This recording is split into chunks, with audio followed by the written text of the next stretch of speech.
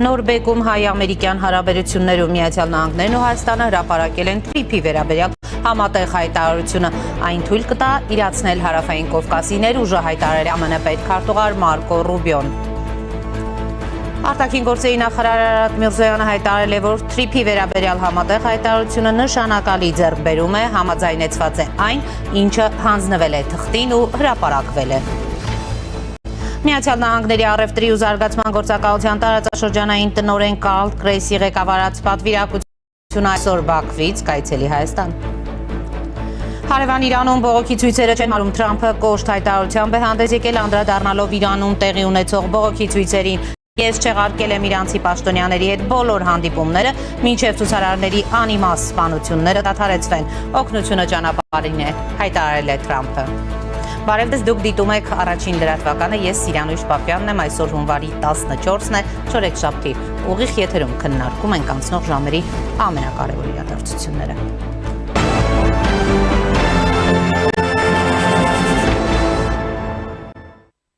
Հայաստանի արտաքին գործերի նախարար Միրզոյանը եւ ԱՄՆ պետքարտուղար Ռուբիոն հանդիպում են ունեցել Վաշինգտոնում ու հրապարակել Թրամփի ուղի հանուն միջազգային խաղաղության ու բարգավաճման նախագծի իրականացման շրջանակը։ Այս փաստաթուղթը նոր քայլ է 25 թվականի օգոստոսի 8-ին Սպիտակ տանը ձեռքբերված հանձնառությունների կյանքի կոչման ուղղությամբ Հարավային Կովկասում հարատև խաղաղության գործին նպաստելու համար։ Շրջանակը ուրվագծում է TRIP-ի գործարկման կոնկրետ ուղին, որը նախատեսված է Հայաստանի տարածքով անխոչնդոտ մուլտիմոդալ տարանցիկ փոխկապակցության հաստատման համար։ Կապելով Ադրբեջանի հիմնական մասը իր Նախիջևանի ինքնավար հանրապետության հետ եւ ստեղծելով տրանսկասպյան առևտրային երթուղու կենսակային օղակ, ակնկալվում է, որ TRIP-ը միջազգային ու ներպետական փոխկապակցության փոխադարձ առավելություններ կստեղծի Հայաստանի Հանրապետության համար։ Արտացոլելով 25 թվականի օգոստոսի 8-ին նախագահ Թրամփի կողմից հյուրընկալած պատմական խաղաղության գագաթնաժողովում հաստատված սկզբունքները, TRIP-ի իրականացման շրջանակը ընդգծում է ինքնիշխանության, տարածքային ամբողջականության եւ փոխադարձության կարևորությունը TRIP-ի ընդհանուր հաջողության համար։ TRIP-ի վերջնական նպատակն է ամրապնդել Հայաստանի ու Ադրբեջանի բարգավաճումն ու անվտանգությունը ու խթանել ամերիկյան առևտուրը, ընդլայնելով տարածաշրջանային առևտուրն ու փոխկապակցվածությունը, ինչպես նաև ստեղծելով Կենտրոնական Ասիան եւ Կասպից ծովը Եվրոպային կապող նոր տարանցիկ հնարավորություններ։ Նախարար Արարատ Միրզոյանը անդրադառնալով հայտարարությանը նշել է, որ նշանակալի ձեռքբերում է, համաձայնեցված է այն, ինչ հանձնվել է թղթին ու հրապարակվել է։ Ավելին համաձայնեցված չէ, չկա որևէ պայման, որը բարձրացվել է, բանակցվել է եւ ունի համաձայնեցում, բայց չենք հրապարակել ինչ նկատառումներից ելնելով։ Միանգամից եմ ասում եւ միանշանակ որևէ այդպիսի դրույթ չկա, կա այն, ինչ որ կա այս փաստաթղթում եւ հրապարակված է։ Մեծ հաշվով շատ մեկնաբանությունների տեղել չկա, տեքստը շատ ուրեմն ձևակերպումներով է, տեքստը համապարփակ անդրադառնում է բոլոր հարցերին։ Այս փաստաթուղթը ուրվագծում է Թրամփի ուղի հանուն միջազգային խաղաղության ու բարգավաճման իրականացման շրջանակը եւ այդ շրջանակը չի առաջացնում ու միտված չի առաջացնել իրավական հանձնառություններ կամ պարտականություններ Հայաստանի եւ կամ Միացյալ Նահանգների համար։ TRIP-ը միտված է Հայաստանի տարածքում անխոչնդոտ բազմամոդալ տարանցիկ փոխկապակցվածության ստեղծմանը, նպաստելով տարածաշրջանային խաղաղություն, կայունություն, ինտեգրման գործընթաց, պետությունների ինքնիշխանության, տարածքային ամբողջականության ու իրավազորության արգանքի հիման վրա։ TRIP-ի միջոցով Միացյալ Նահանգները ձգտում է օգոստոսի 8-ի համատեղ հռչակագրի հիման վրա ապահովել առաջընթաց դեպի տևական խաղաղություն, տարածաշրջանային խաղաղություն, կայունություն ու բարգավաճում խթանելու նպատակով բացել հաղորդակցությունը, առևտուրն ու փոխկապակցվածությունը Հարավային Կովկասում, ընդլայնել շուկայի հասանելիությունը եւ մատակարարման կենսական շղթաները տրանսկասպյան տարածաշրջանում աշխարհին ներկայացնել բարգավաճման կառուցվող խաղաղության օրինակ։ TRIP-ի միջոցով Հայաստանը ընդլայնել Հայաստանի դերակատարությունը որպես տարածաշրջանային տրանցիկ ու տնտեսական հանգույց, ներգրավել օտարերկրյա ներդրումներ Հայաստանի ենթակառուցվածքներում, ստեղծել ժամանակակից սահմանային կառավարման ու առևտրի դյուրացման ինստիտուցիոնալ կարողություններ, ստեղծել կայուն եկամտային հոսքեր եւ գնման իրավունքներ Հայաստանի համար, ամրապնդել ռազմավարական գործընկերությունը Միացյալ Նահանգների հետ, նպաստել տարածաշրջանային ինտեգրմանն ու կարգավորմանը, ընդլայնել Հայաստանի արտահանման ներուժը դեպի նոր շուկաներ։ Թրիփի միջոցով Միացյալ Նահանգներն ակնկալող օգուտներն են նոր շուկաների բացում, ամերիկյան ներդրումների, բիզնեսի ու ապրանքների համար։ Տարածաշրջանում առևտրի համար փոխկապակցվածություն, որը հումք, կարևորագույն հանքանյութեր եւ հազվագյուտ մետաղներ կբերի ամերիկյան շուկաներ։ Միացյալ Նահանգների, Եվրոպայի եւ այս միջև հավելյալ առևտրային ուղիների տարբերակներ ապահովելով, որ մարդիկ եւ ապրանքները կարողանան տեղաշարժվել անկախ աշխարհաքաղաքական փոփոխություններից։ Թրիփի միջոցով Հայաստանի ու Հայաստանի ժողովրդի ակնկալվող օգուտներն են զբաղվածություն, աշխատանքի հնարավորություններ Հայաստանի որակավորված քաղաքացիների համար, համատեղ ձեռնարկներ, հնարավորություններ միջազգային ու հայաստանյան ընկերությունների միջև տեխնոլոգիաների փոխանցում, կարողությունների զարգացում հայաստանյան ընկերությունների համար, վերապատրաստում, հմտությունների զարգացում հայաստանյան աշխատուժի համար, վերաներդրում տարածաշրջանում։ Նախարարը խոսել է նաև Թրիփ զարգացման ընկերության մասին։ Նրա խոսքով առանց Հայաստանի համաձայնության ոչինչ տեղի ունենալ չի կարող։ Հիմնադրման որոշակի պայմաններ, բաժնեմասեր, գործունեություն, ժամկետ եւ այլն, ես մի քանիսի վրա կանգ կառնեմ այժմ։ Կրկին առաջին նախադասություն այս հատվածի, տեղ, մի քանի տեղ, պարբերաբար, փաստաթղթում վերաբերելի եւ նույնիսկ եթե կուզեք ոչ այդքան վերաբերելի հատվածներում պարբերաբար ընդգծվում է, որ ամբողջ գործընթացը տեղի է ունենալու եւ հետո գործարկվելու են ենթակառուցվածքները Հայաստանի ինքնիշխանության եւ իրավազորության լիակատար պահպանմամբ, կարող եք ընթերցել ինքներդ եւ յուրաքանչյուր հատվածում այդ հղում, այդ վստահեցումը տեսնել եւ այսպես էլի Թրիփը պետք է իրականացվի Հայաստանի տարածքում նախատեսված տարանցման ուղիների շրջանակներում, ապագայում հստակեցվելիք տեղադիրքերում, պահպանելով Հայաստանի լիակատար ինքնիշխանությունը Հայաստանի ինքնիշխան տարածքում ծրագրի ողջ ծածկույթի նկատմամբ, այսինքն չի լինելու Թրիփ ենթակառուցվածքների որևէ կտոր, որևէ հատված, որևէ ուրեմն տեղակայում, շինություն, որևէ բան, որտեղ որևէ կերպ կսահմանվի Հայաստանի Հանրապետության ինքնիշխանությունը եւ իրավազորությունը։ Հայաստանը մտադիր է Միացյալ Նահանգներին առաջարկել Թրիփ զարգացման ընկերության 74% բաժնեմասը եւ իրեն պահել 26%-ը։ Սպասվում է, որ այս պայմանավորվածությունը կերկարաձգվի եւս 50 տարով Հայաստանի կառավարությանը հավելյալ բաժնեմաս տրամադրելով, ինչի արդյունքում նրա մասնաբաժինը կհասնի 49%-ի։ Փաստաթուղթը ընդգծում է, որ Հայաստանը կունենա լիակատար իրավասություն սահմանային վերահսկողության եւ մաքսային գործառույթների նկատմամբ Թրիփով իրականացվող առևտրի ու տարանցման շրջանակում։ Թրիփը Հայաստանի եւ Միացյալ Նահանգների միջև ռազմավարական գործընկերության խորացման դրսևորում է։ Հայաստանը այս նախագիծը դիտարկում է որպես ենթակառուցվածքների տնտեսական զարգացման ու տարածաշրջանային ինտեգրման համար երկարատև համագործակցության հիմք։ Թրիփը պետք է իրականացվի Հայաստանի տարածքում նախատեսված տարանցման ուղիների շրջանակներում, ապագայում հստակեցվելիք տեղադիրքերում, պահպանելով Հայաստանի լիակատար ինքնիշխանությունը Հայաստանի իշխան տարածքում ծրագրի ողջ ծածկույթի նկատմամբ։ Զարգացման ընկերությունը Միացյալ Նահանգների վերահսկիչ բաժնեմասով եւ սկզբունքային հարցերով Հայաստանի վերահսկողությամբ նպատակ ունի ապահովել Թրիփ ենթակառուցվածքների զարգացումն ու իրականացումը։ Ակնկալվում է, որ Թրիփ զարգացման ընկերության բաժնետերերի մասնաբաժինների վաճառք, նվիրատվություն, միավորում, անջատում, վերակազմակերպման կամ որևէ այլ իրավական կամ փաստացի գործություն եւ վերջնական շահույթի սեփականատերերի փոփոխությունը ենթակա լինի Հայաստանի եւ Միացյալ Նահանգների կառավարությունների հետ նախորոք համաձայնեցմամբ։ Հայաստանը եւ Միացյալ Նահանգները նախատեսում են միասին աշխատել Թրիփ զարգացման ընկերության կորպորատիվ կառուցվածքը ձևավորելու ուղղությամբ։ Ակնկալվում է, որ կառուցվածքը կարտացոլի հետևյալ խնդիրները՝ Հայաստանի եւ Միացյալ Նահանգների կառավարությունների ներգրավվածություն բազմամոդալ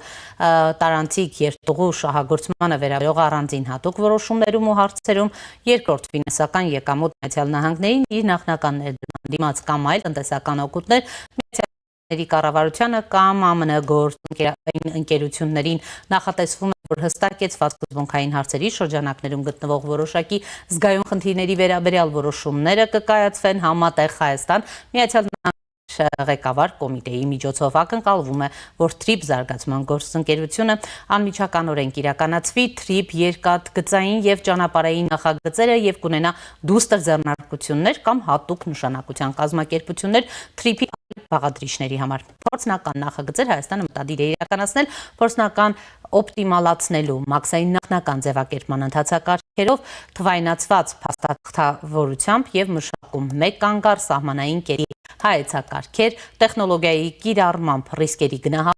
հարևան երկրների հետ համակարգված սահմանային կառավարում, front office, back office գործառնական մոդել։ Ակնկալվում է, որ Հայաստանի ինքնիշխանության ու իրավազորության պահպանմամբ TRIP-ի արդյունավետությունը բարձրացնելու նպատակով կկիրառվի front office, back office մոդը, օգտագործելով թվային գործիքներ անխոչնդոտ կապը դյուրացնելու համար։ Միրզոյանը նշել է, որ Հայաստանը պահպանելու է մաքսային ու սահմանային վերահսկողություն։ Երևի շատերի համար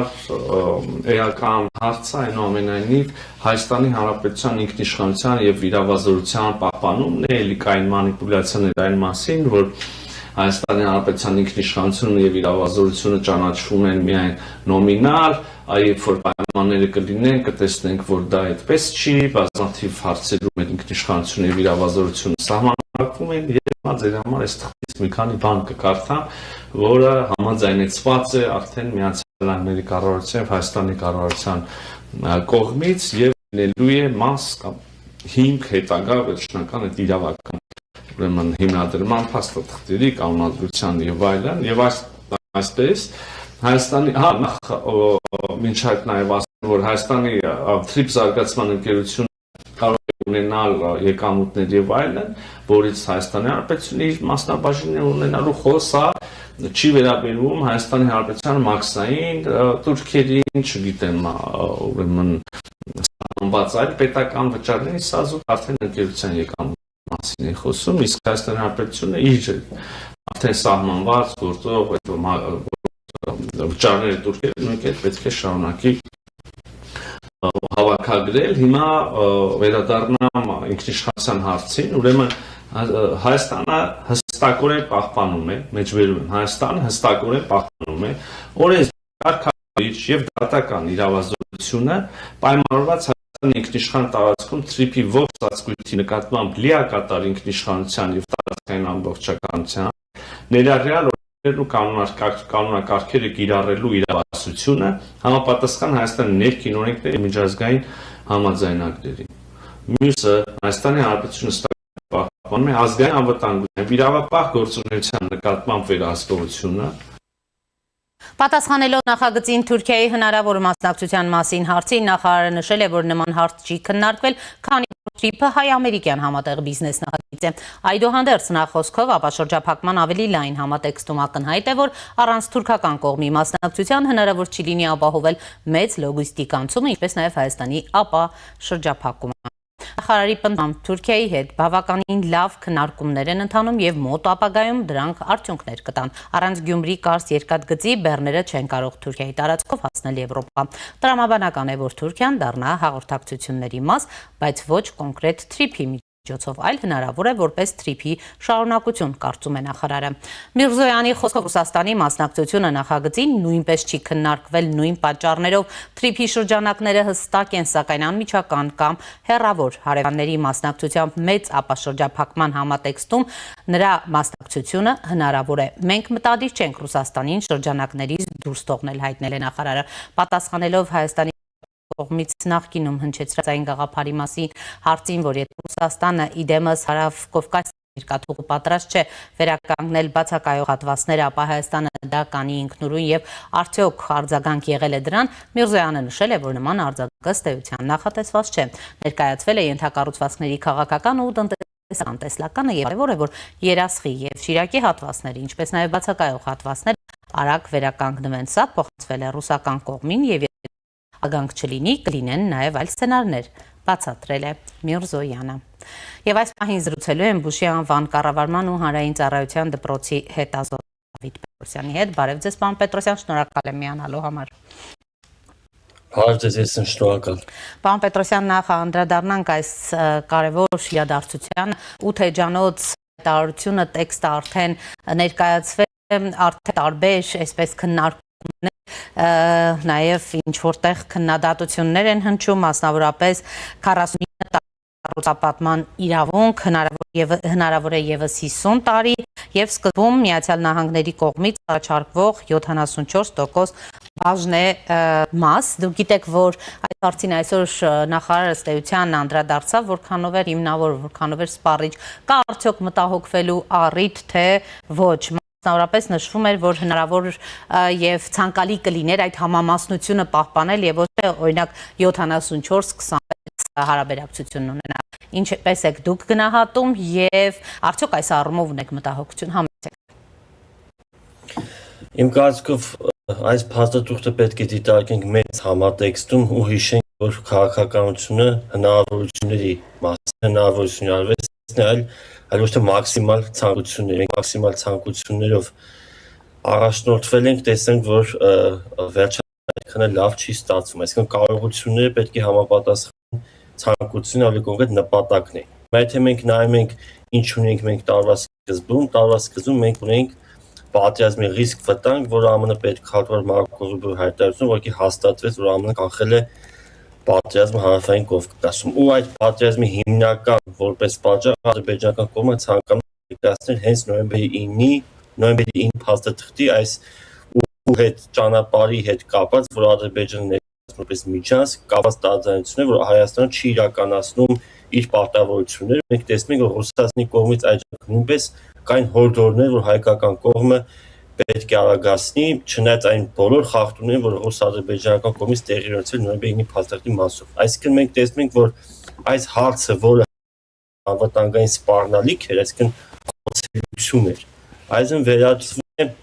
խոցելիությունից անվտանգության իրական հնարավորության եւ երաշխիքի, որտեղ ճանապարհի նման շահագործման պարագայում Սյունիքի նկատմամբ Ադրբեջանի կողմից հավակնություն էլ չեմ ասում էսկալացիայի ռիսկ բավականին բազում է։ Դիտարկենք այս համատեքստում մենք ունենք նոյեմբերի 9-ով կետեր, որտեղ կային բավական մտահոգիչ մասեր կապված ռուսական հատուկ ծառայությունների ներկայացուցիչների տեղակայման հետ եւ այդ միջանցքային տրամաբանությունը, որ փորձում է Ադրբեջանը առաջ տանել։ Այս փաստաթղթով եւս մեկ անգամ այս ճանապարհի հարցը ռուս-ադրբեջանա-հայկական տարածքից տեղափոխվել է հայ-ամերիկյան տարածք, այսինքն սա մեկ կարևոր փաստ է։ Երկրորդը անվտանգային տեսանկյունից մենք հստակ կարող ենք արձանագրել, որ սա ոչ միայն տնտեսական նախագիծ է, այլ Հայաստանի սպան համակարգի մեջ մեկ կարևոր մեխանիզմի ավելացում, որ ինչպես նշեցի, նվազեցնում է ադրբեջանական կողմի հավակնությունները։ Երրորդը, որ ցանկանում հատկապես նշել նաև, ինտենսիվությունն է աշխատանքների։ Մենք հիմնական նոյեմբերի 9-ի մասով մեր հիմնական խնդիրներից մեկը այն էր, որ կետերը շատ ընդհանուր էին գրված եւ տարբեր մեկնաբանությունների առիթ էին տալիս եւ որ փաստաթուղթը գրվել է այն տրամաբանությամբ, որ ըստ աշխարհաքաղաքական զարգացումների կամ կողմերի հավակնությունները այն կարող է ինտերպրետացվել այնպես, ինչպես նրանց պետք է։ Այսինքն ուժեղ կողմերը շահելու են, թույլը տուժելու էր այդ համատեքստում, իմ կարծիքով ուժողը մենք կարող ենք լինել, ինչպես որ եղավ նախորդ կետերի դեպքում։ Այս դեպքում մենք ունենք դետալներ, մանրամասնություններ, ու այս փաստաթուղթը, որ ինչպես նշվեց, դեռ վերջնական չէ, շատ մանրամասնություն ու կարող է արձանագրել, որ հաստատում է Հայաստանի տարածքային ամբողջականությունը, Հայաստանի ամբողջական վերահսկողությունը ծրագրային բոլոր պրոյեկտների նկատմամբ, այնտեղ մենք տեսնում ենք back office, front office, նշվում է, որ ամբողջովին Հայաստանի օրենսդրության եւ միջազգային չափանիշներին համապատասխան պետք է տեղի ունենա այդ տարանցումները, այսինքն չկա ռիսկ Հայաստանի ինքնիշխանության, այսպես ասած, սահմանափակման կամ նվազեցման, իսկ տոկոսների մասով իմ կարծիքով այնտեղ մանրամասն նշվում է, որ կախված նաև կողմերի ներդրման չափից, մեր համար պարզ է, որ այս պրոյեկտը չէր կարող տեղի ունենալ առանց ամերիկյան մասնակցության։ Թե մեկնարկը, թե դրա շարունակությունը կապված կարողությունների մասով ամբողջ համակարգի շահագործման, որ շատ մեծ պրոյեկտ է, Հայաստան նման փորձառություն չունի, կարող ենք հիշել հյուսիս-հարավը, որ տարիներ շարունակ կառուցվում էր, այդպես չէր կառուցվում եւ կարողությունների պակասն էր նշվում։ Այստեղ մենք իսկապես ունենք կարիք այնտեղ տեխնոլոգիաների մասով բազմաթիվ կետեր նշում, որի փորձառություն մենք չունենք։ Հետո որ ամերիկյան կողմը մեջ ներդրում է ունենալու, թե ֆինանսական, թե կարողությունով, դրանով նաև իմ կարծիքով պայմանավորված է մասնաբաժնի մեծությունը, բայց հետո նշվում է, որ ժամանակի հետ մեկտեղ այդ մասնաբաժինները պետք է Հայաստանի մասնաբաժինները ավելանան։ Այսինքն հնարավորություն է տրվում, որ մենք փորձենք այսպես ասած վերցնել այդ կարողությունը, զարգացնել, ունենալ կարողությունը ապահովելու պրոյեկտի ընթացքը ու դա կփոխվի։ Այնտեղ նաև նշված է, որ այդ ֆինանսական ներդրումները ամերիկյան կողմից կարող են վերադարձվել, այսինքն այստեղ համաձայնությունը շատ հստակ է։ Մենք ներդրում ենք անում, ունենք շահաբաժին, երբ որ դուք եթե ցանկանում եք կարող եք վերադարձնել այդ ներդրումը եւ ստանալ ավելի մեծ լիազորություններ կամ այլ ծրագրեր, այսինքն հնարավորինս պարզ է ամեն ինչ իմ կարծիքով նշված է։ Պարոն Պետրոսյան, տեսեք, փաստաթուղթը բացահայտ կապում է TRIP-ի հաջողությունը Հայաստան-Ադրբեջան խաղաղության ինստիտուցիոնալիզացման, Թուրքիա ամբողջական կարգավորման եւ Միացյալ Նահանգներ կայուն ներգրավվածության հետ։ Եթե Ադրբեջանը կամ Թուրքիան սկսեն օգտագործել, այսպես ասած, այս նախագիծը որպես ճնշման եւս մեկ պատրվակ, լծակ հավելյալ քաղաքական պահանջներ առաջ քաշելու համար, ինչպես ենք ապահովելու, որ այս նախաձեռնությունը չվերածվի այսպես շանտաժի մեխանիզմի։ Շնորհակալ եմ հարցի համար։ Այո, այս կետերը նշված են որպես անհրաժեշտ նախադրյալներ, conditions, ու այսքով շատ դրական է, քանի եթե այս ծրագրով ծրագիրը ամերիկյան կողմը կապել է թե հայ-ադրբեջանական հարաբերությունների վերջնական կարգավորման, թե հայ-թուրքականի հետ, այս ծրագիրը մենք կարող ենք ընկալել որպես հավելյալ, այսպես ասած, շարժիչ, այսպես ասած, push, որ կարող է նպաստել այդ հարաբերությունների կարգավորմանը, այսինքն սա առանձին չէ, սա այդ տրամաբանության մեջ հետևալ թե թուրքական կողմը, թե ադրբեջանական կողմը, այսով ամերիկյան կողմից ստանալու են հորդորներ, այսպես ասած ավելի արագացնելու Հայաստանի հետ հարաբերությունների կարգավորում, այսինքն այստեղ Հայաստան այս ծրագրում է բանակցությունների մեջ ռեսուրս, որը կարող է օգտագործել նաև այլ ձևաչափում, այսինքն հայ-թուրքական, հայ-ադրբեջանական հարաբերությունների համատեքստում մենք ստանում ենք որոշակի գործիք, որ կարող ենք օգտագործել։ Այսինքն իմ կարծիքով սա ոչ թե օգտագործվելու է թուրք-ադրբեջանական կողմից, այլ Հայաստանի կողմից կարող է օգտագործվել։ Ու եթե այս process-ի տեղի ունեցումը վերջնականացումը ամերիկյան կողմը կապակցել է հայ-թուրքական, հայ-ադրբեջանական հարաբերությունների կարգավորման հետ, այստեղ իմ կարծիքով մենք ուղղակի շանում, որտեղ առաջինը մենք ենք հատկապես շահագրգռված նոր պատերազմի կարգավորում, ել չեմ ասում հարաբերությունների կարգավորման եւ տարածաշրջանային կայունության։ Տեսեք, հետաքրքիր է, երբ նորից անդրադառնանք այդ 74%-ին, որը դարձել է բավականին քննարկման առարկա, նախարարի խոսքն էլ ըստ էության կարող է ինչ-որ պահի նա նշում էր գուցե 50%-ի հայկական կողմի մեխանիզմները հասնեն մինչև, հետաքրքիր է օրինակ, որ հարցերում ունի Հայաստանը օրինակ վետո, գրավոր, պարտադիր, գործարկվող, որովհետև սրանք հարցեր են, որ եթե մենք նշում ենք փաստաթղթում էլ Հայաստանի ինքնիշխանությունն ու իրավազորությունը ըստ էության բացարձակ են, ապա ինչ կոնկրետ մեխանիզմներով են ամրագրում, որ 74% Միացյալ Նահանգների վերահսկիչ բաժնեմասը չի վերածվում փաստացի վերահսկողության։ Այստեղ խնդիր չեք տեսնում, պարոն Պետրոսյան։ Այդ 74%-ը շատ պայմանավորված է տվյալ նախագծի շրջանակում ձևավորվող ծրագրերի ենթակառուցվածքների, նաև դրանցից ստացվող շահույթների ու ինչը նաև ավելի կարևոր է ներդրումների, տեխնոլոգիաների փոխանցման, կարողությունների զարգացման մասով։ Այս առումով մենք ամբողջովին այդ օգնությունը ստանալու ենք ամերիկյան կողմից։ Մենք այդ կարողությունները չունենք, թե ենթակառուցվածքներով, թե անձնակազմի պատրաստվածության առումով, եթե հիշենք, որ բավական երկար ժամանակ մեր սահմանային անվտանգությունը, այսպես ամրոսական կողմներ ապահովում սահմանների որոշ երկայնքով մաքսանի մասով նույնպես ունեին ներգրավություն, այստեղ պարզ է, որ ամերիկյան կողմը ներդրում պետք է ունենա։ Բայց կապված տարանցման ձևաչափերի, կանոնակարգերի, մաքսային տուրքերի գանձման ու ամբողջովին այդ process-ի կազմակերպման, այսինքն ամեն ապրանքի տեղափոխման շուրջ զննության եւ վերջնական կարծիքի ձևավորման մասով, քանի որ այդտեղ նշվում է, որ back office-ում պետք է լինեն հայ պաշտոնյաները, հայ աշխատակիցներ, որոնց որոշումը վերջնական կապված ապրանքների տարանցման մասով, այսինքն կազմակերպման առումով ամերիկյան կողմը ունենում է մեծ մասնակցություն, որով նաև իմ կարծիքով պայմանված այդ 74%-ն է։ Բայց այն մտահոգությունները, որոնք փորձում են կապել այդ 74%-ի հետ, դա իմ կարծիքով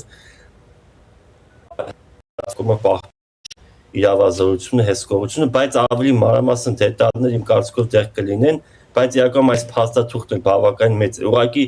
պարզ է, հստակ է, ես սա ցանկանամ անպայման նշել, որ հնարավոր է գտնել ինչ-որ հարցեր, որոնց շուրջ կարելի է ձևավորել մտահոգություններ,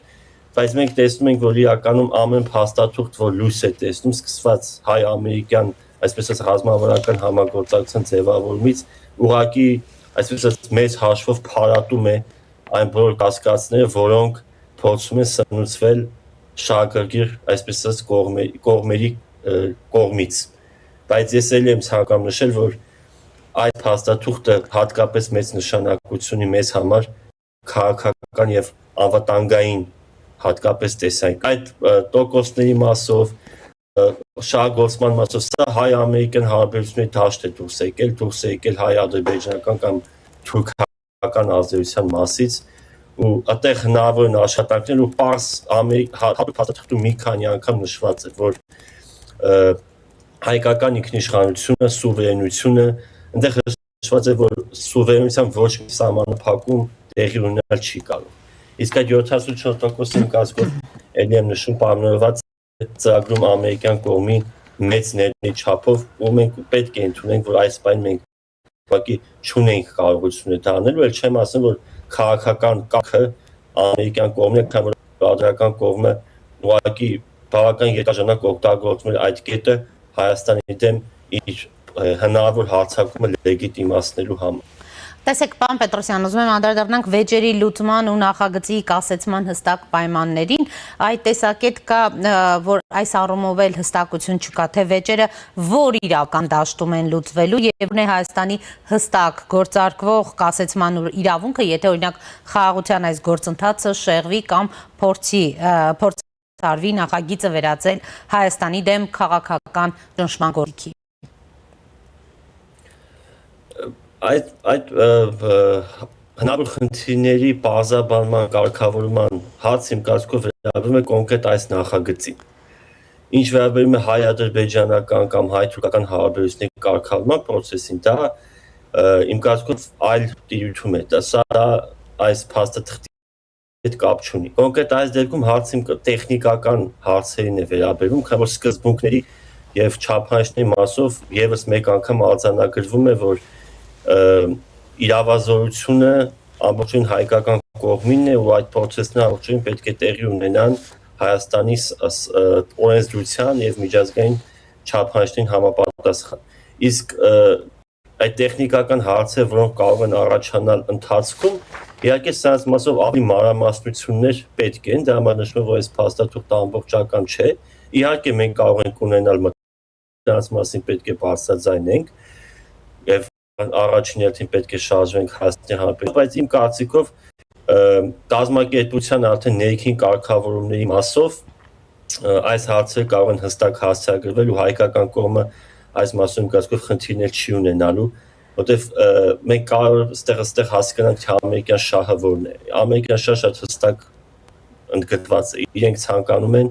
տարածաշրջանում կայունություն, իրենք ցանկանում են կենտրոնական Ասիան կապել այլ հատկապես Եվրոպայի հետ նոր կապով, որտեղ իրենք ունեն որոշակի ազդեցություն ու նպաստել հայ-ադրբեջանական, հայ-թուրքական հարաբերությունների կարգավորման, որը իհարկե պարզ է նաև Ռուսաստանի տարածաշրջանում ազդեցության փոփոխման նվազման հետ։ Սա է ամերիկյան խնդիրը։ Իսկ արդեն դեռ ներքին առումով այդ ապրանքների փոխանցման կամ կազմակերպչական հարցերի մասով ամերիկյան կողմը իմ կարծիքով դա ամբողջովին չի անելու այնպիսի բաներ, որոնք կհակասեն Հայաստանի սուվերեն շահին կամ կարող են Հայաստանում առաջացնել մտահոգություններ։ Ես այս փաստաթուղթի այդ առումով հասցեագրում եմ այդ խնդիրները, փաստաթուղթերը ավելի մանրամասն են լինելու։ Բայց նաև մենք պետք է ակամ գնահատենք իմ կարծիքով դետալային փաստաթղթի հրապարակումը, որտեղ եթե իրականում մեր բոլոր միջազգային համագործակցությունները տեղի ունենային այսպիսի մանրամասնությամբ, դա կլինի երկաթուղիների մասով կամ Հայաստանում գործող հանքերի մասով, այն բոլոր կողմերը, որոնք այսպես մանրազնին կնային այս թուղթը, շատ լավ կլինի, ես կառաջարկեմ նաև դիտարկել մյուս թղթերը, որտեղ դա միջև այժմ տեղի չի ունեցել։ Իմ կարծիքով արտգործնախարարի շատ արագ մամուլի ասուլիսը այս փաստաթղթի հրապարակումից հետո խոսում է հարստավորող նոր մշակույթի մասին։ Ու սա խոսում է նրա մասին, որ իշխանությունները իսկապես հետաքրքրված են, որ քաղաքացիները ստանան ամբողջովին ճշգրտված տեղեկատվություն։ Սա մենք իրականում չենք ունեցել։ Մենք ունեցել ենք, այսպես ասած, անորոշ փաստաթղթեր, ոչ բավարար դետալներ։ Այժմ իմ կարծիքով սա հասցեալում է ու ձեր հարցի մասով ձևավորվում է մշակույթ, որ մենք կարող ենք այսպես հետամուտ լինել բոլոր դետալների մասով մանրամասն տեղեկություններ ունենալ։ Բայց եթե ամփոփեմ, ես չեմ կարծում, որ ամերիկյան կողմը այս փաստաթղթի տեխնիկական մասով այնպիսի քայլեր կիրականացնի, որ չեն բխի Հայաստանի շուրջ, իրենց խնդիրները ավելի մեծ են, աշխարհաքաղաքական տարածաշրջանային են ու այն մտահոգությունները, որ մենք ունենք, իրանք այդտեղ մեր հետ այսպես շարք չունեն հակառակվելու։ Պարոն Պետրոսյան, նախարարը պատասխանել է նաև հարցին, թե այս նախագծին ընդհանրապես Թուրքիայի ներգրավվածության մասնակցության մասով նա նշել է, որ նման հարց իհարկե չի քննարկվել, քանի որ TRIP-ը հայ-ամերիկյան հատեղ բիզնես նախագիծ է, այդուհանդերձ նրա խոսքով ապաշրջափակման ավելի լայն համատեքստում ակնհայտ է, որ առանց թուրքական կողմի մասնակցության հնարավոր չի լինի ապահովել մեծ լոգիստիկ անցումը, ինչպես նաև Հայաստանի շրջափակումը, այս առումով, որքան էլ չի քննարկվել, այս առումով դուք հայ-թուրքական հարաբերությունների զարգացման ինչպիսի հնարավորություն եք այս փուլում տեսնում, հաշվի առնելով 26 թվականից սկսված լրջագույն ուրեմն փոփոխություններ լինելու մասին նաև թուրքական կողմի արձագանքներին, արդյոք ընդհանրապես նաև վնարարի այս հայտարարությունները հուսադրող են, հաշվի առնելով, որ ըստ էության մինչև Եվրոպա ապրանքների բեռների տեղափոխումը պիտի տեղի ունենա Գյումրի Կարս երկաթգծի միջոցով։ Դուք այս առումով լրջագույն փոփոխություն տեսնում եք, թե ոչ, հաշվի առնելով նաև անընդհատ ադրբեջանական խաղաղության պայմանագրի հետ կապելու Թուրքիայի մտայնությունը ճանապարհների բացման։ Այո, իմ կարծիքով այս process-ը ուղիղ փոխկապակցված է հայ-թուրքական հարաբերությունների կարգավորման հետ, դա նաև փաստաթղթում հստակ նշված է, որ նախագծի այսպես ասած վերջնականացման հաջողության գրացման համար անհրաժեշտ է հայ-թուրքական հարաբերությունների կարգավորումը։ Այս մասով կարծիքով զարգացումներ պետք է լինեն ու նաև հաշվի առնելով թուրքական Էրդողանի կողմից արված հայտարարությունները, մամուլում շրջանառվող տեղեկությունները, իմ կարծիքով հայ-թուրքական հարաբերությունում առաջընթաց լինելու է։ Ու կապված այդ երկաթուղու մասով դա մեկ հստակ այս բաղադրիչ է, այսպես հարաբերությունների կարգավորում, բայց մենք կարող ենք հստակ տեսնել, որ հայ-թուրքականի մասով հիմնական խնդիրներից մեկը նշվում էր, որ Թուրքիան շահագրգռված է, Թուրքիան շահագրգռված չէ, Հայաստանը շահագրգռված է։ Թուրքական կողմը հստակ նշել, որ սահմանի բացմամբ իրենք այսպես շատ մեծ շահագրգռվածություն չունեն, ավելի շատ շահագրգռված է Հայաստանը։ Այժմ, քանի որ ամերիկյան կողմը փաստացի ներգրավված է այս նախագծում, ամերիկյան կողմը հավելյալ իմ կարծիքով ոչ թե ճնշում, այլ հորդորներ է, այսպես ասած, ուղարկելու թուրքական կողմ ավելի ակտիվ լինելու։ Այս մասով նաև կցանկամ նշեմ, որ քանի որ հստակ այսպես ասած հայտարարություններ չկան, մենք կարող ենք տարբեր ենթադրություններ անել, թե ինչ առումով կարող է սկսվել այդ հարաբերությունների կարգավորումը, այդ վիզաների մասով պետք պաշտոն դիվանագետների հստակ առաջընթացել չէ, այնտեղ երրորդ կողմերի, երրորդ երկրների կողմից առևտրի մասով կամ օդային փոխադրումների մասով, սրանք բոլորը ինչ-որ գործոններ, որ կարող են առաջ գնալ, բայց ինչ նաև ցանկանում ես համատեքստում նշել, մենք հերթական անգամ տեսնում ենք, որ հայկական կողմը փաստաթղթերի կամ ինչ-որ հաջողությունների այսպես ասած հրապարակումից առաջ ինք դեռ հայտարարություն չեն անում։ Այսինքն հայկական կողմը սպասում է, դեպքը տեղի է ունենում, դեպքի մասնակից այսպես կողմից մեկը անում է հայտարարությունը, նոր հայկական կողմը անում է։ Այսինքն սա իմ կարծիքով կապված է նախկին փորձառության հետ, որ Ադրբեջանի հետ այսպես ձեռք են բերում ինչ-որ պայմանավորվածություններ, հայկական կողմը մի քիչ ոգևորված դրա մասին հայտարարում էր, հետո Ադրբեջան կողմը դա չէր անում։ Այսինքն ինձ թվում է, որ հայ-թուրքականի մասով արդեն իսկ կան որոշ համաձայնություններ, որը իրական ի վերջո պետք է հանգեցնի այս սահմանի ամբողջովին բացման, բայց այնտեղ կա երկար քայլեր, փուլեր, թրիփները հիմա դեռ ընթացքի մեջ է, սա դեռ փաստաթուղթ է սկզբունքների գործիքների մասին, բայց միջև ճանապարհը կառուցվի, process-ը ընթանա, սա զուգահեռ բացով հայ-թուրքական process-ն է պետք է առաջ գնա ու այստեղ հիմնականում շаг, այսպես դիրիժորը իմ ազդեցություն ունեցողը լինելու է ամերիկյան կողմով, պետք է շարունակվածնի երկու process-ն էլ առաջ տանել, այսինքն մենք տեսնում ենք, որ հայ-թուրքական հարաբերությունների զարգացման համատեքստում Ամերիկան դառնում է շահառու։ Իսկ մենք տեսանք, որ հայ-ադրբեջանականով, երբ որ ամերիկյան կողմը դարձավ շահառու, մենք նախապատերազմյան վիճակից տեղափոխվեցինք նախախաղաղության փուլ։ Այսինքն ամերիկյան կողմի մասնակցության աճը իմ կարծիքով կարող է շոշափելի արդյունքներ բերել։ Իսկ խաղաղության մասով կապված է խաղաղության process-ի հետ։ Մենք կարող ենք տեսնել, որ հիմնական, այսպես տարաձայնությունը կամ մտահոգությունը ստամոքրության փոփոխությունների մասով է։ Ու եթե մենք լսենք փորձագետների խոսքեր, ովքեր ներգրաված են ադրբեջանական կողմի հետ բանակցություններում, խոսակցություններ կան, որ բանակը կարող է ստորագրվել ընտրություններից առաջ, այսինքն սահմանական փոփոխություններից առաջ, այսինքն ես կարծում եմ, որ ամերիկյան կողմը նաև փորձում է ազդել ադրբեջանական կողմից այդ սահմանության փոփոխության կոչերի հորդորների վրա, դրանք ուղղակի հետ են բերում process-ը, սա խաղաղության մասով, բայց այս ամենի զուգահեռ իմ կարծիքով, քանի որ այստեղ մենք առաջընթացներ ենք ունենում ու Հայաստանի դերը մեծանում է, քանի որ մենք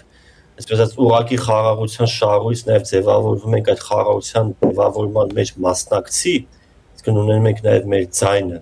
գնով մեծանում է, քանի որ այս տարածումը առանց Հայաստան չի կարող լինել։ Հայկական կողմը նաև պետք է փորձի ավելի ակտիվ լինել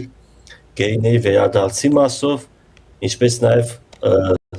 անկլավների հարցով հայկական կողմը իմ կարծիքով կարող է փորձել ավելի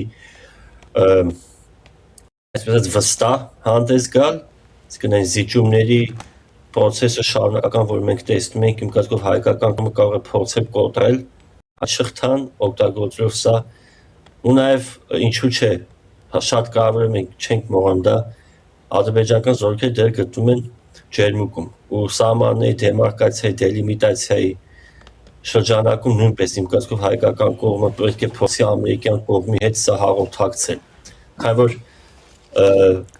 խաղաղության process-ի ամբողջ վերջնականացման համար առանց այս հարցերի կարգավորման բարդ է լինել, ուղղակի չի կարելի ասել, որ խաղաղությունը ամբողջովին գրանցված է։ Իսկ այժմ ամերիկյան կողմը իրականում շարքագրված է հասնելու վերջնական խաղաղության Հայաստան, Ադրբեջան հարաբերություն, քանի որ մենք տեսնում ենք, որ ուկրաինական հատվածում դա չի ստացվում անել, այս Վենեսուելայում տեղի ունեցածը տարբեր կերպ էին կալվում միջազգային հանրության, տարբեր հայտարարություններ եղան, Իսրայել-Պաղեստինյան կոնֆլիկտը նույնպես ամբողջովին կարգավորված չէ, Սիրիայում լարված է իրավիճակ, այսինքն սա հայ-ադրբեջանական հարաբերությունները, հետո նաև ինչու՞ չէ հայ-թուրքական դառնում են իրական այս վարչակարգի հիմնական հնարավոր հաջողություններից մեկը, որը ուղիղ կապված է թե ամերիկյան պետության, թե հատկապես Դոնալդ Տրամփի հեղինակության հետ, իսկ այժմ գնալով ընտրություններ են նաև Ամերիկայի մոտենում ու հայկական կողմը կարող է փորձել օգտագործել Ամերիկայի հետաքրքրվածությունը այս ամբողջ process-ում մեծ մասնակցությունը այն շահերը, որոնք միջ այս մեզ բարդ էր մղել, քանի որ մենք պատերազմի սպառնալիքի տակ էինք, ավելի ակտիվ լինել։ Դուք նշեցիք գերիների հարցը, նախարարն էլ հաստատեց, որ Ռուբիոյի հետ խոսել են գերիներից, երբ արդեն այսպես անընդհատ քննարկումներ են լինում, մենք այս առումով որևէ առաջընթաց կարող ենք ակնկալել, որովհետև գիտենք, որ սա բացառապես քաղաքական եւ ոչ իրավական գործընթաց է։ Այո, իմ կարծիքով շատ կարևոր է, որ սա ցեշ տվել է այդ օգոստի 8-ի համաձայնագիրն է ստորագրվեց, այնտեղ երբ որ հանդիպում պաշտպանական ավարտվել էր, շփում կար Հայաստանի Հանրապետության վարչապետ Նիկոլ Փաշինյանի եւ Ամերիկայի նախագահ Դոնալդ Տրամփի միջև, այդտեղ նույնպես վարչապետը նշեց սրա մասին։ Հիմա երբ որ արտգործնախարարն է սա նշում Մարկո Ռուբիոյի հետ հանդիպման ժամանակ, այսինքն մենք ուղղակի պարզ տեսնում ենք, որ հայկական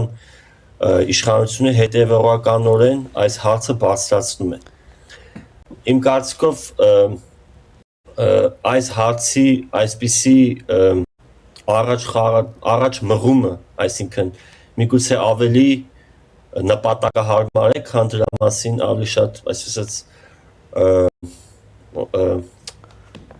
ավելի շատ բարձրաձայնելը կոպտեց, քանի որ արդյունավետության հարց ունենք ու վտանգ ունենք, որ Ադրբեջանը դա կարող է օգտագործել մեր դեմ, այսինքն իմ կարծիքով ամերիկյան կողմը հասկանում է, որ առանց այդ հարցի կարգավորման խաղաղության process-ը վերջնական չի լինելու։ Ու դա լինելու այսպես որոշականում ինչ-որ չափով, այո, ոչ ամբողջական ու հայ հանրության կողմից այն չի ընկալվելու որպես ամբողջական։ Իսկ ամերիկյան կողմը իրականում հետաքրքրված է հենց իրական խաղաղությամբ ու իմ կարծիքով հենց նրանց հորդորներով միգուցե մենք տեսնենք տեղաշարժ, բայց մենք նաև պետք է հասկանանք, որ ես չեմ կարծում, որ Ադրբեջանը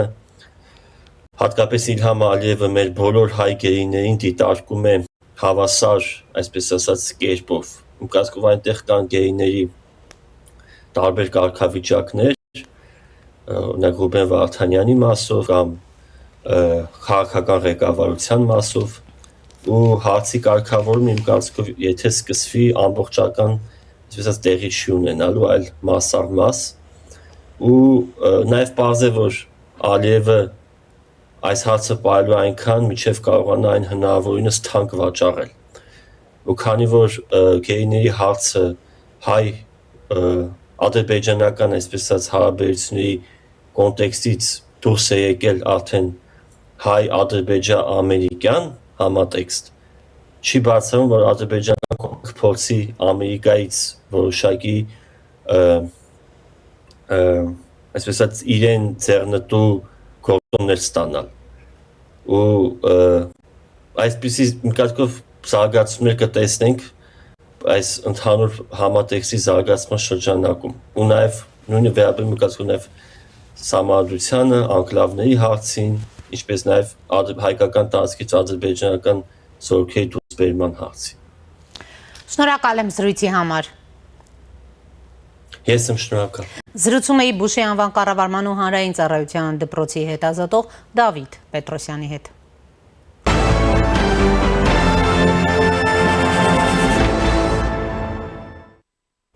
Միացյալ Նահանգների առևտրի ու զարգացման գործակալության տարածաշրջանային տնօրեն Կարլ Կրեսի ղեկավարած պատվիրակություն այսօր Բաքվից կայցելի Հայաստան։ Նախորդին պատվիրակությանը Բաքվում ընդունել է Ադրբեջանի փոխարտգործնախարար Էլնուր Մամեդովը, որի հետ քննարկվել են տնտեսական, ենթակառուցվածքային ու տարածաշրջանային համագործակցության հարցեր։ Քննարկվել են համագործակցության հնարավորություններ էներգետիկայի, առևտրի ու ներդրումային ոլորտներում, այդ թվում տրանսպորտային կապերի ու ենթակառուցվածքային նախագծերի։ Քննարկվել է TRIP նախագիծը։ Պատվիրակությունն Ադրբեջանում քննարկել է նաև Միացյալ Նահանգների մասնավոր հատվածի ներգրավման հնարավորությունները ենթակառուցվածքային նախագծերի, երկաթուղու տվյալների, կենտրոնների ու արհեստական բանականության տեխնոլոգիաների ոլորտում։ Հայաստան այցը պաշտոնական աղբյուրների շարունակությունն է բանակցությունների այն ուղղությունների շուրջ, որոնք արդեն քննարկվել են Բաքվում։ Այն հավանաբար կընթանա կարգավորման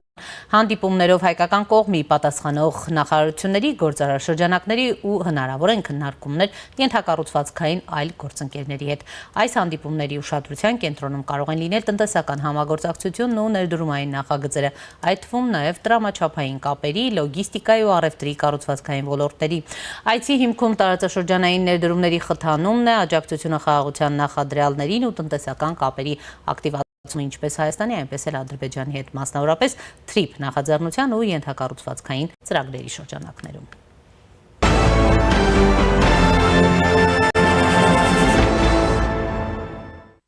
Հարևան Իրանում բողոքի ցույցերը չեն մարում Միացյալ Նահանգների նախագահ Դոնալդ Թրամփը մեկնաբանել է Իրանում տեղի ունեցող բողոքի ցույցերը։ Ես շատ հստակ ասել եմ, որ եթե նրանք սկսեն մարդկանց սպանել այնպես, ինչպես արել են անցյալում, մենք կմիջամտենք։ Մենք նրանց շատ ուժեղ կհարվածենք այնտեղ, որտեղ դա ցավոտ կլինի։ Դա չի նշանակում զորքեր ուղարկել, բայց դա նշանակում է շատ ուժեղ հարվածել այնտեղ, որտեղ դա ցավոտ կլինի։ Ես ասում եմ Իրանի առաջնորդներին ավելի լավ է չսկսեք կրակել, որովհետև մենք էլ կսկսենք կրակել, նշել է նա։ Թրամփը կոշտ հայտարարությամբ է հանդես եկել։ Ես չեղարկել եմ իրանցի պաշտոնյաների հետ բոլոր հանդիպումները, մինչև ցուցարարների անիմաստ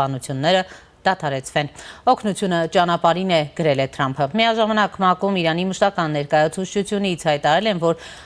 ոչ Միացյալ Նահանգների բոլոր գործողությունները նպատակ ունեն պատրվակ ստեղծել Իրանի գործերին ռազմական միջամտության համար, սակայն Վաշինգտոնը ձախողվելու է, հայտարարել են Իրանի նկատմամբ ԱՄՆ-ի երևակայություններն ու քաղաքականությունը հիմնված են վարչակարգի փոփոխության վրա, իսկ պատժամիջոցները, սպառնալիքները, կազմակերպած անկարգությունները եւ քաոսը ծառայում են որպես ռազմական միջամտության համար պատրվակ ստեղծելու միջոց, ասված է Իրանի ներկայացուցչության հաղորդագրության մեջ։ Իրանական առաքելությունից նշել են նաև, որ այս սցենարն արդեն բազմիցս ձախողվել է։ Նախորդին էլ Միացյալ Նահանգները կոչ է արել իր քաղաքացիներին Հայաստանի, Թուրքիայի կամ Թուրքմենստանի հետ ցամաքային սահմաններով լքել Իրանը։ Միացյալ Նահանգների պետդեպարտամենտը հայտարարել է, որ Իրանում իրավիճակը լարված է, բողոքի ցույցերը կարող են վերածվել բռնության, հանգեցնելով ձերբակալությունների ու վիրավորների։ Շարունակվում են անվտանգության ուժեղացված միջոցառումները, հասարակական տրանսպորտի խափանումներն ու ինտերնետի արգելափակումը, նշել է պետդեպարտամենտը։ Իրանը լքելու տարբերակների թվում Միացյալ Նահանգները նշել էր նաև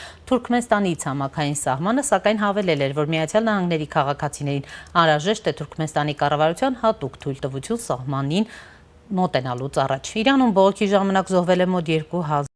մարդ։ Reuters-ին հայտնել է իրանցի պաշտոնյաներից մեկը, պնդելով, թե ահաբեկիչներ են մեղավոր քաղաքացիական անձանց ու անվտանգության աշխատակիցների մահվան համար։ Ավելի վաղ նույն մեղադրանքը նաև արտգործնախարար Աբբաս Արաղչին էր հնչեցրել Ալ Ջազիրայի հետ զրույցում, ընդունելով, որ Իսլամական Հանրապետության իշխանությունները հրահանգվել են 4 օրով անջատել ինտերնետը, Արաղչին ասել էր, թե երկրում ահաբեկչական գործողություններ են սկսել բողոքի ցույցերի ժամանակ։ Իրավապաշտպան խմբերը մինչդեռ պնդում են, որ Իրանի վարչակազմը սկսել է դիմահար կրակ բացել ցուցարարների ուղղությամբ, որոնք անցած տարեվերջին փողոց են դուրս եկել ազգային արժույթի սրընթացանկման ու գնաճի դեմ։ Ինտերնետային ու հեռախոսային կապը դեռ չի վերականգնվել եւ անհնար է տեղեկություններ ստանալ տեղում տիրող իրավիճակի մասին։ Այսօր Հայաստանում Իրանի արտակարգ եւ լիազոր դեսպան Խալիլ Շիրգոլամին ասուլիս է հրավիրել, որտեղ մանրամասնել է Իրանում բողոքի ցույցերից։ Այս պահին Իրանում բողոքի ակցիաներ ու հանրահավաքներ չկան։ Վերջին 4 օրվա ընթացքում ակցիաներ չեն անցկացվում։ Եթե հաշվի չառնենք իրանական հասարակության մեջ համերաշխության ու հանդուրժողականությանն աջակցող միջոցառումները, մարդիկ հասկացան, որ բողոքի ակցիաները հանգեցրել են բախումների, որոնք հրահրվել են ահաբեկիչների կողմից, ընդգծել է դեսպանը։ Նա տեղեկացրել է, որ կան ձերբակալվածներ, որոնք խոստովանական ցուցմունքներ են տվել։ Շիրգոլամին նշել է, որ Իրանի ներքին գործերին ցանկացած միջամտություն արժանի է դատապարտման ըստ նրա տվյալների։ Միացյալ Նահանգներում սիոնիստները փորձել են համոզել Թրամփին հարձակում գործել Իրանի վրա եւ շեղել Իրանի կառավարության ուշադրությունը, որպեսզի իրենց կողմից աջակցվող տարրերը կարողանան Իրանի ներսում զարգացնել իրենց գործողությունները։ Մենք ասել ենք, որ պատերազմ չենք ցանկանում, բայց պատրաստ ենք համաչափ պատասխանի, եթե մեր երկրի դեմ հնարավոր ագրեսիա լինի։ Հուսով եմ, որ Թրամփը չի դառնա ռադիկալների խմբի գաղափարների զոհը, հավելել է դիվանագետը։ Եվ այս պահին զրուցելու եմ իրանագետ Էդվարդ Բերուջանյանի հետ։ Պարոն Բերուջանյան, բարև ձեզ, շնորհակալ եմ միանալու համար։ Բարև ձեզ, ես եմ շնորհակալ։ Պարոն Բերուջանյան, ընդհանուր ձեր գնահատականն ու անդրադարձը Իրանում տեղի ունեցող բողոքի ցույցերին, սրանք որքանով այսպես մարելու միտում ունեն, եթե ուրեմն դեսպանի լսենք, ապա վերջի 4 օրերի ընթացքում դրանք խաղաղ ցույցեր են, որոնք նպատակ ունեն աջակցել իշխանություններին, բայց գիտենք, որ տեղեկատվությունը սահմանափակ է եւ վերջնական կարծիք ձևավորելու հնարավորությունը սակավ է։ Այնուամենայնիվ Իրանում զարգացումներն ինչպես է գնահատում, որքանով սա տևական կլինի, անընդհատ խոսվում է Միացյալ Նահանգների այսպես հարվածի մասին առաջիկայում եւ նաեւ ներկայացրի, թե Թրամփն ինչ է Իրանի իշխանությունների գործողությունների վերաբերյալ իրավիճակը որքանով է վերահսկողության սահմաններում, թե այն դուրս է եկել վերահսկողությունից, համեցեք։ Լավ է, եկեք անդրադառնանք վերջին 4-5 օրվա զարգացումներին։ Մենք ամեն օր հետևում ենք իրանական լրատվականներին, բայց ինչպես նշեցիք, արդեն 5 օր է ինտերնետ չկա, կապ չկա եւ դեսպանի այն խոսքերը, որ Իրանում ցույցեր չկան, դրա մասին նույնիսկ տեղեկություն չկա այս պահին, երբեմն ընդդիմադիր պարսկախոս պարսկալեզու տելեգրաման ալիքները եւ տարբեր դրսից աշխատող լրատվականներ նշում են, որ ցույցերը շարունակվում են, բայց եթե ամբողջ այս 2 շաբաթվա զարգացումներին նայենք, ապա հունվարի 8-ի 9-ի այս օրերին ամենալայնամասշտաբ ցույցերն են տեղի ունեցել եւ դրանից հետո ինտերնետի անջատումից հետո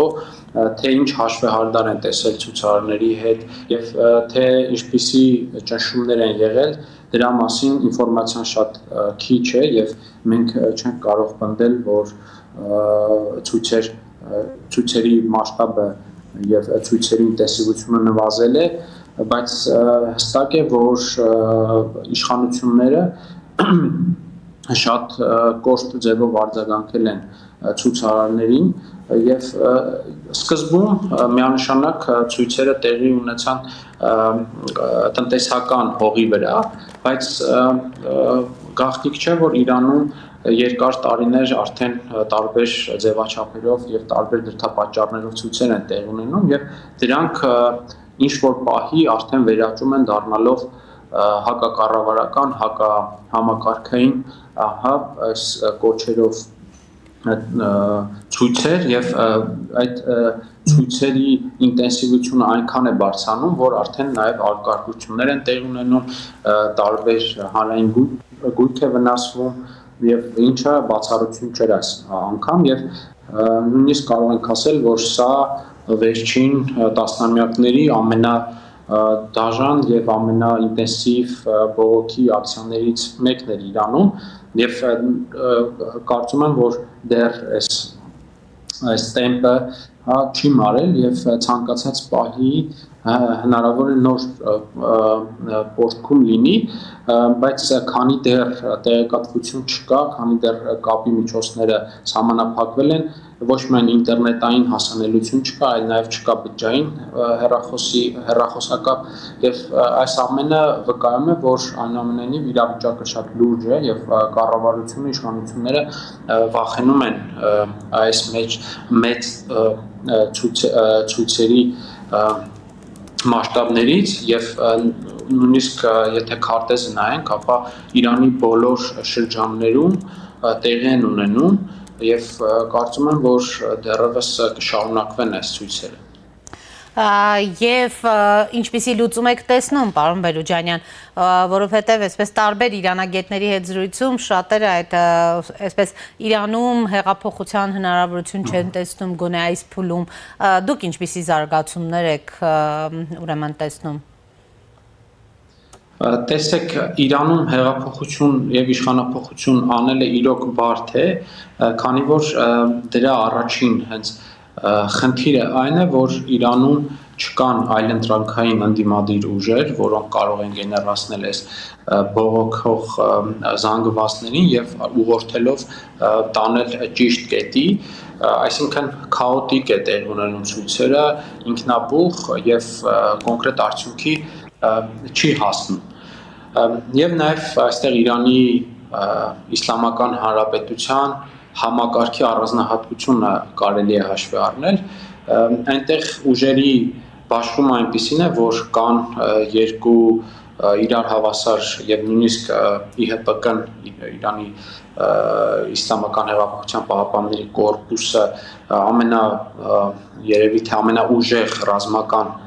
ուժն է տնօրինում եւ այդտեղ կան նաեւ Բասիջ անվանումով ստորաբաժանում, որը իր մեջ ենթադրում է նաև սովորական աշխարհաժողովայինների տրամաբանությամբ քաղաքացիներ, ովքեր կարող են կապ ունենալ զինված ուժերի հետ, բայց իրենք նույնպես ներառված են, այսինքն пассив ձևով ներառված են այս ուժերում եւ նույնիսկ մի քանի միլիոն արդեն մարդկանց մասին է խոսվում եւ սրանք կարող է շատ հանգիստ ծրվելով երկրի տարբեր տեղերում արդեն վերահսկելիություն հաստատել եւ ինֆորմացիան արդեն եւ բողոքի ակցիաների այս սկզբում մարելու հնարավորությունը նույնպես արդեն շատանում է եւ ես մի քանի սցենար կարող եմ ասել բայց այս սցենարները ինչպես կզարգանան կախված է հենց այն պատճառներից թե արդյոք այդ պատճառները կլինեն թե չէ նախ Իրանի վերնախավում այս ռազմական քաղաքական չկա լուրջ հակասություն համակարգային եւ գաղափարական բոլորը իսլամական արժեքների հիման վրա կառավարող մարմիններ են եւ զինված ուժերում չի նշмарվում եւ չունենք ինֆորմացիա հնարավոր ճեղքի մասին եւ եթե սրանք չլինեն, այսինքն վերևից չլինի ինչ-որ ճեղք, ապա ներքևից շատ դժվար է ինչ-որ բանի հասնել, որովհետեւ չկա, ինչպես նշեցի, ինդիմադիր առաջնորդ։ Երկրորդ սցենարը այն է, որ արդեն արտաքին միջամտություն լինի, բայց սա էլ հղի է տարբեր այլ դրսևորումներով հնարավոր է, որ եթե արտաքին միջամտությունը այնքան ուղիղ լինի, որ այս ցուցարարների ինչ-որ մաս ելնելով իր պետական գիտակցությունից արդեն չաջակցի այս արտաքին միջամտությանը եւ սա Իրանի դեպքում սպասելի է, որտեւ Իրանը ի տարբերություն արաբական պետությունների մերձավորարարական տարբեր երկրների այդ պատմական պետականամետ գիտակցությունը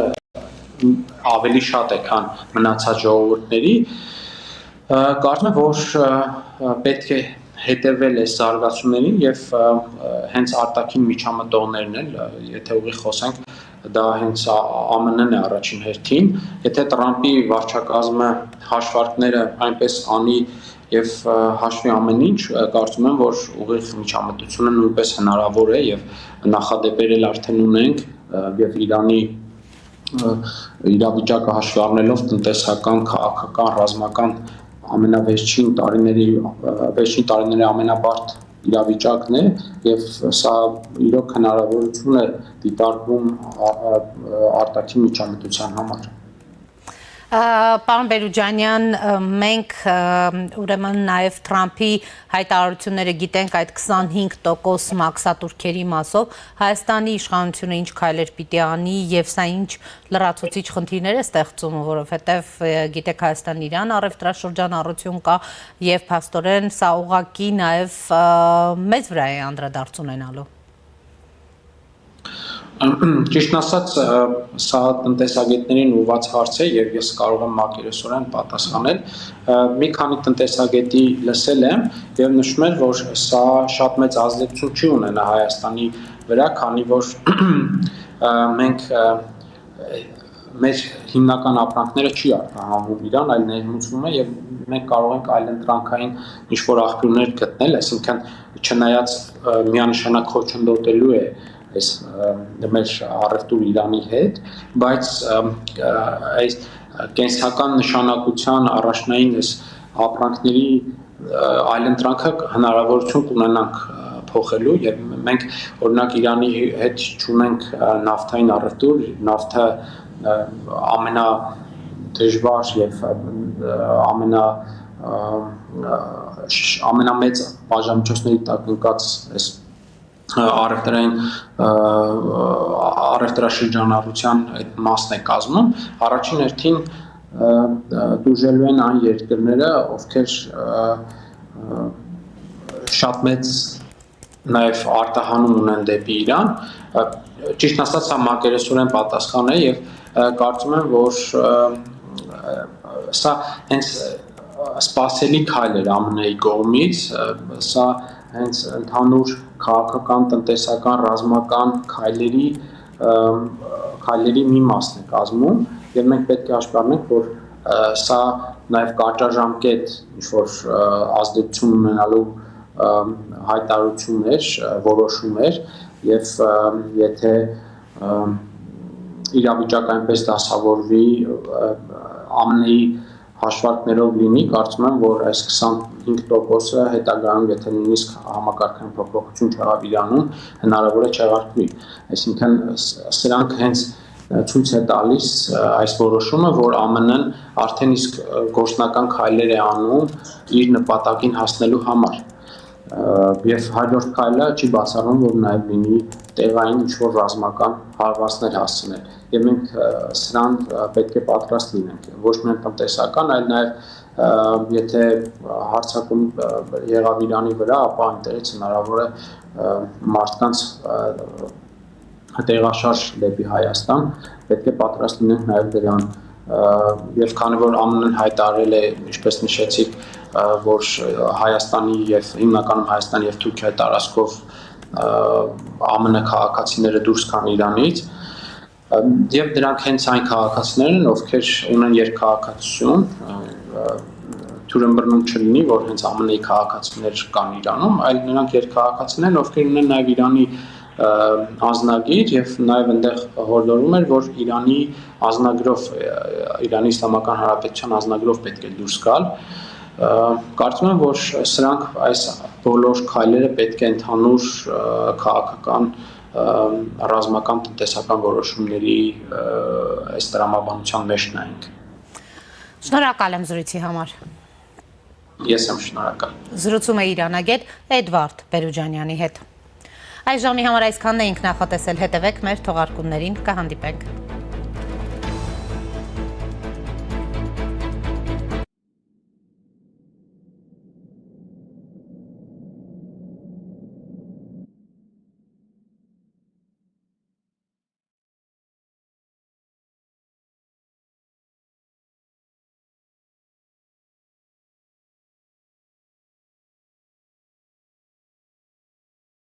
Ասել էինք, չէ, դեկտեմբերը նվերաշատ է։ Մինչև դեկտեմբերի 31-ը Fast Bank-ի ցանկացած վիզա ակնքարտով գնիր ֆիլմի 1 տոմս Cinema Star-ի Dalma եւ Rio մոլերի մասնաճյուղերից եւ երկրորդ տոմսը ստացիր նվեր։ 2 տոմս, 2-ը նվեր։ Եվ այսպես շարունակ։ Եթե չունես վիզա ակնքարտ, պատվիրիր Fast Bank Mobile-ով։ Դե ինչ, բարի դիտում։